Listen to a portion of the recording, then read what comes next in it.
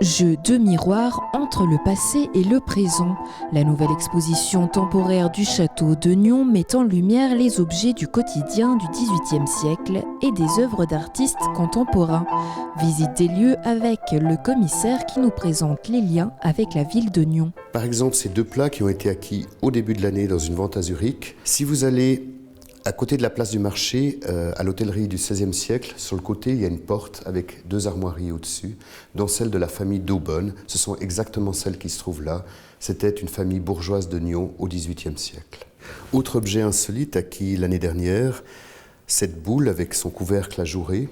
Il s'agit en fait d'un objet typique du XVIIIe siècle, une boule dans laquelle on rangeait une éponge. Elle était accompagnée d'une autre boule dans laquelle il y avait le savon. Elles toutes servaient pour le rasage, comme vous pouvez le voir ici avec le plat à barbe qui se trouve à côté. Et cette boule a une caractéristique, c'est qu'elle est gravée d'armoiries. Les armoiries sont celles de la famille de Saint-Georges, qui étaient les seigneurs de Changin, juste à côté de Nyon. Dans une autre salle, des tenues du XVIIIe siècle se pavanent aux côtés de créations récentes de l'italien Gianni Versace et de la britannique Vivienne Westwood. Des habits prêtés par le musée suisse de la mode d'Yverdon-les-Bains. Derrière moi, également deux vêtements.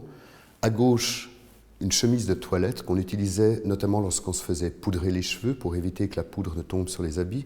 Elle date de 1770.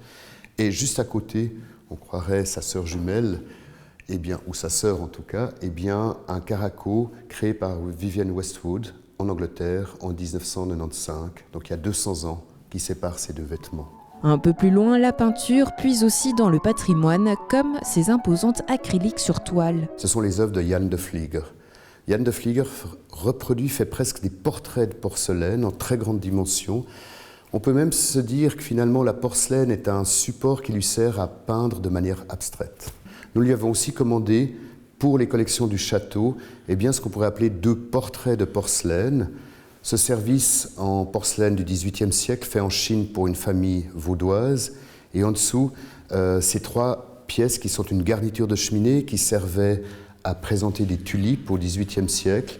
Et c'est un achat, c'est de la porcelaine de Nyon que nous avons acquise il y a 2 ans dans les collections du château d'Hauteville.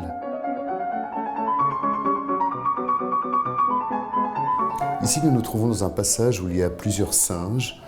Le singe, l'humain, c'est une longue histoire. On trouve déjà dans l'Égypte ancienne, mais aussi à Rome, dans la Grèce antique, des représentations de singes qui imitent les hommes, des hommes qui apprécient d'avoir des singes autour d'eux, qui se moquent d'eux.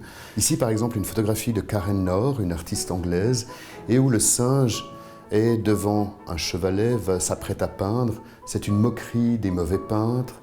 C'est aussi une référence à, par exemple, Chardin, qui a peint au XVIIIe siècle énormément de ces singes, peignant des scènes un peu cocasses. Dans la dernière salle trône la pièce maîtresse de l'exposition. Une exposition, on l'imagine, on y pense, on ajoute une pièce. J'avais vu le travail de Yinka Shonibare il y a déjà 6-8 ans en tout cas, voire un peu plus. J'avais beaucoup apprécié, j'avais vu des liens entre ces grandes sculptures et puis les motifs exactement similaires, parce qu'inspirés des mêmes peintres qu'on trouve sur la porcelaine de Nyon.